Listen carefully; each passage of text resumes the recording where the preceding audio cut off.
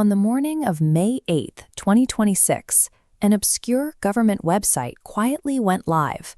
It went offline within hours as millions of people tried to access the same collection of documents simultaneously. This was the launch of the Pursue program, the first major release of declassified unidentified anomalous phenomena files from the United States military. The catalyst was a viral interview clip where former President Barack Obama stated that there are objects in the sky with no clear earthly explanation, and that these observations are real. President Donald Trump used that admission to frame disclosure as a matter of national transparency, ordering the Department of War and intelligence agencies to find and unseal their unresolved records. Officials promised a new level of openness, but the actual files triggered more puzzlement than clarity. The archives revealed entries that were bizarre, yet failed to answer the specific questions the public had been asking for decades. The Pursue mandate forced a wide array of the national security state to comply. The Office of the Director of National Intelligence, the Department of Energy, NASA, and the FBI were all required to open their internal archives.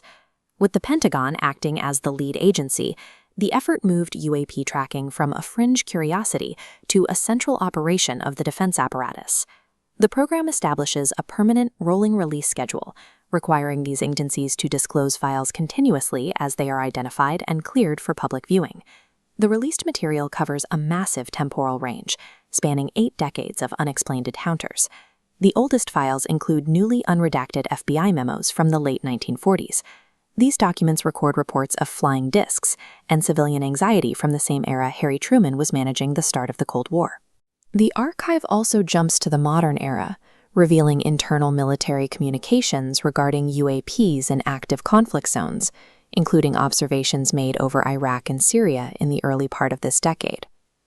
Much of this modern evidence consists of grainy infrared sensor footage. These clips captured dark, irregularly shaped objects the military classifies as anomalous.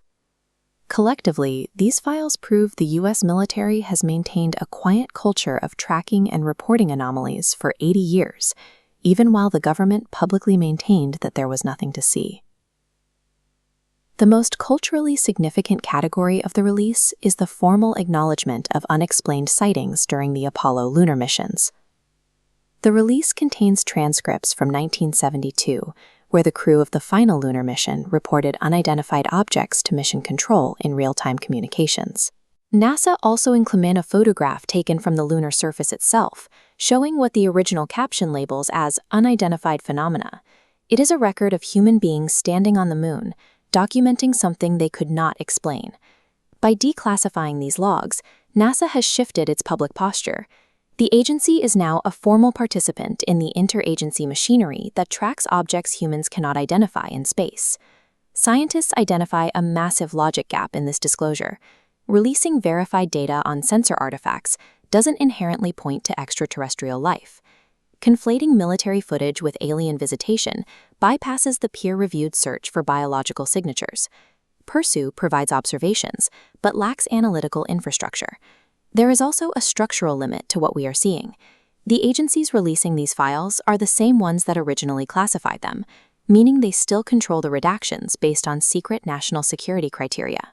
This makes the release a managed disclosure.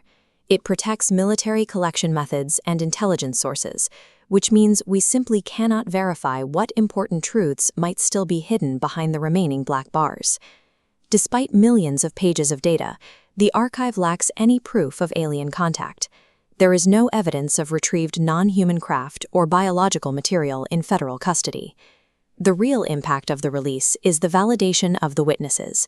It confirms that for 80 years, military personnel reported encounters into a bureaucratic system that recorded their observations even as it publicly ignored them. The creation of the Pursue portal and the All-Domain Anomaly Resolution Office has turned UAP tracking into a permanent reporting architecture within the Pentagon. This creates a paradox. The most powerful military in history has used an unprecedented transparency effort to document its own inability to explain what is flying in its airspace. The public is now in the same position as the military, staring at evidence that defies a clear explanation. The era of blanket denial has ended, replaced by an official government